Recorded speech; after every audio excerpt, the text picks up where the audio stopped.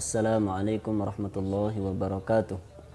Alhamdulillahi rabbil alamin. Wassalatu wassalamu ala asyrafil anbiya'i wal mursalin, nabiyyina Muhammadin wa ala alihi wa ashabihi ajma'in. Kaum muslimin dan muslimah yang dirahmati oleh Allah subhanahu wa ta'ala, alhamdulillah pada kesempatan kali ini kita diberi kekuatan oleh Allah untuk kembali melanjutkan pembahasan kita tentang dosa-dosa besar dengan membaca buku Al-Kabair, membaca kitab Al-Kabair yang ditulis oleh Al-Imam Az-Zahabi rahimahullahu ta'ala. Yang mana pembahasan kita pada kesempatan kali ini adalah tentang dosa besar ke-23, yaitu as-sariqah, pencurian. Para jamaah yang dirahmati oleh Allah, mencuri yaitu mengambil harta orang lain dengan cara yang tidak dibenarkan, merupakan salah satu dosa besar yang dimurkai oleh Allah subhanahu wa ta'ala. Oleh karena itu, dalam Al-Quranul Karim, Allah subhanahu wa ta'ala menerangkan hukuman pidana bagi pencuri, yang mana hukuman itu adalah hukuman yang sangat tegas.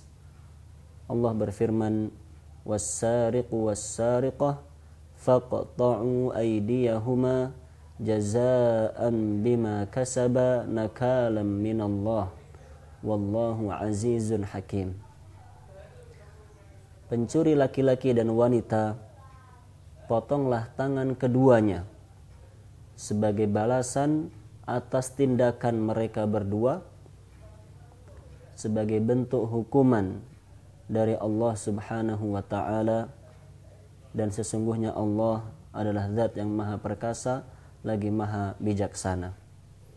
Dalam ayat tersebut Allah subhanahu wa ta'ala menerangkan hukuman bagi pencuri, di mana Allah menerangkan was-sariqu was-sariqah, pencuri baik laki-laki maupun wanita. Maka dari ayat ini kita menyimpulkan bahwa dalam agama Islam, hukum pidana bagi pencuri tidak dibedakan antara laki-laki dengan wanita. Siapa saja di antara mereka yang melakukan pencurian, maka mereka berhak untuk diberi hukuman, yaitu dipotong tangannya. Namun tentunya tidak semua individu boleh melakukan hukuman ini, tidak boleh melaksanakan hukuman ini. Yang melaksanakan hukuman adalah pemimpin kaum muslimin. Tidak kemudian orang tua ketika melihat anaknya mencuri tiba-tiba dipotong tangannya, wal'iyadzubillah. Tidak seorang tetangga melihat tetangganya mencuri kemudian dipotong tangannya, wal'iyadzubillah. Tidak demikian. Hukuman tersebut dilaksanakan oleh pemerintah yang sah, oleh pemerintah yang telah disepakati oleh kaum muslimin tentang keabsahan kepemerintahannya. Para jamaah yang dirahmati oleh Allah subhanahu wa ta'ala, begitu pula yang harus kita perhatikan bahwa hukuman potong tangan tersebut tidak berlaku bagi semua pencurian, tidak berlaku bagi semua pencuri. Namun ada syarat-syarat yang lain. Di antaranya bahwa barang yang dicuri itu minimal harus bernilai 1/4 dirham. Barang yang dicuri nilainya minimal adalah 1/4 dinar. Hal tersebut berdasarkan sabda Rasulullah sallallahu alaihi wasallam, "Iqta'u fi arba'ati fi rubu'i dinar wa la taqta'u fi ma huwa aqal min rubu'i dinar." Atau kama qala sallallahu alaihi wasallam. Potonglah tangan pencuri yang mencuri barang senilai 1/4 dinar, dan jangan kalian memotong tangan pencuri jika barang yang dicuri kurang dari 1/4 dinar. Lalu berapakah 1/4 dinar tersebut? Jika kita melihat nilai dinar nabawi pada masa sekarang ini, kurang lebih 1 dinar senilai 3 juta rupiah. Maka 1/4 dinarnya kurang lebih adalah 700.000 rupiah. Jika ada pencuri yang mengambil barang senilai dengan itu atau lebih, barulah dia bisa atau berhak mendapatkan hukuman tersebut jika hukuman itu dilaksanakan oleh pemerintah setempat. Maka para jamaah yang dirahmati oleh Allah Subhanahu wa taala, hukuman seperti ini adalah hukuman tegas yang diwajibkan oleh Allah Subhanahu wa taala, diwajibkan oleh Rasulullah sallallahu alaihi wasallam bagi kita semua umat Islam. Yang mana hukuman seperti ini adalah hukuman terbaik. Kewajiban setiap muslim adalah meyakini bahwa hukuman yang Allah tentukan itu adalah hukum yang terbaik. Hukum yang telah diajarkan oleh Rasulullah sallallahu alaihi wasallam itu adalah hukum yang terbaik. Tidak layak seorang muslim mengatakan itu hukuman sangat kejam. Tidak boleh seorang muslim mengatakan itu hukuman yang tidak lagi layak dilaksanakan di masa sekarang ini. Kita semua wajib untuk mengatakan sami'na wa ata'na. Kita mengimani bahwa hukuman itulah yang terbaik. Hukuman itulah yang disyariatkan oleh Allah Subhanahu wa taala. Namun jika kemudian di negara kita Indonesia yang tercinta tidak melaksanakan hukuman tersebut, maka kita mohon kepada Allah Subhanahu wa taala agar Allah mengampuni dosa-dosa kita dan mengampuni dosa-dosa para pemimpin kita yang tidak melaksanakan hukuman tersebut. Dan kewajiban kita tunduk patuh kepada pemerintah kita yang telah menentukan hukuman sesuai dengan undang-undang yang telah disahkan.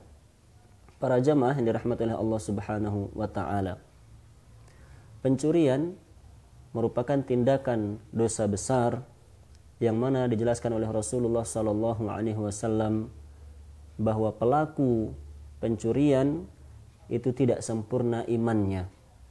Dalam sebuah hadis Rasulullah sallallahu alaihi wasallam bersabda, "La yazni zani hina yazni wa huwa mu'min." Tidaklah ada orang yang berzina yang imannya sempurna ketika dia sedang melakukan perzinaan tersebut. "Wa la yasriqu as-sariqu hina yasriq wa huwa mu'min." Tidak ada pula seorang pencuri yang sempurna imannya ketika dia sedang melakukan pencurian tersebut. Wala yashrabul khamra hina yashrabuha wa huwa mu'min. Tidak pula ada seorang yang minum minuman keras dan dia beriman dengan sempurna ketika dia meneguk minuman keras tersebut. Hadis tersebut para jamaah yang dirahmati oleh Allah Subhanahu wa taala menerangkan bahwa hamba-hamba Allah yang digoda oleh setan hingga tergelincir, kemudian dia melakukan pencurian, dia jauh dari kesempurnaan iman yang diinginkan oleh Allah Subhanahu wa taala.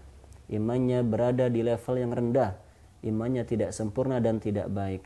Maka siapa saja di antara kita yang pernah melakukan pencurian, seberapa kecil pun barang itu, meskipun kurang dari nisab, kurang dari batas minimal yaitu 1/4 dinar seperti dijelaskan oleh Rasulullah SAW pada hadis di atas, tetap kita berkewajiban untuk bertaubat kepada Allah Subhanahu wa taala.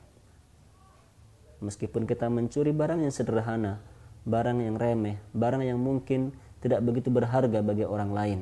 Namun jika itu adalah pencurian, berarti itu adalah tindakan dosa besar yang kita harus mohon ampun kepada Allah Subhanahu wa taala. Karena sesungguhnya pencurian adalah dosa besar yang dimurkai oleh Allah Subhanahu wa taala.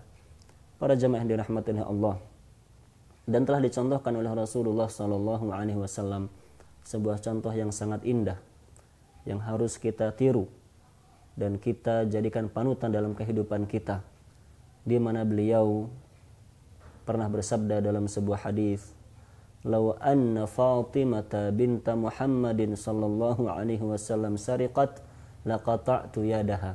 Yang artinya, seandainya Fatimah putriku mencuri, aku akan potong tangannya.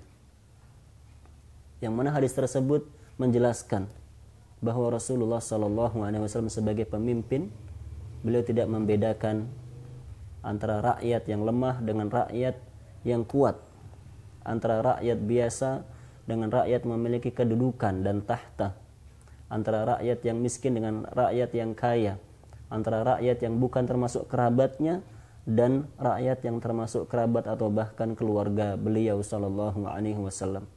beliau melaksanakan hukuman tersebut kepada siapapun tanpa pandang bulu, selama itu memenuhi syarat, hukuman itu akan dilaksanakan oleh Rasulullah sallallahu alaihi wasallam.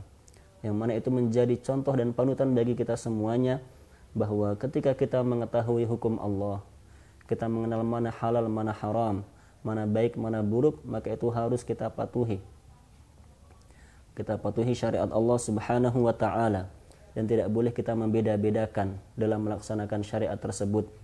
Tidak boleh kita kuat, kita tegas kepada orang lain dalam melaksanakan syariat Allah, namun kita lemah, kita loyo ketika ingin melaksanakan syariat tersebut terhadap keluarga kita sendiri.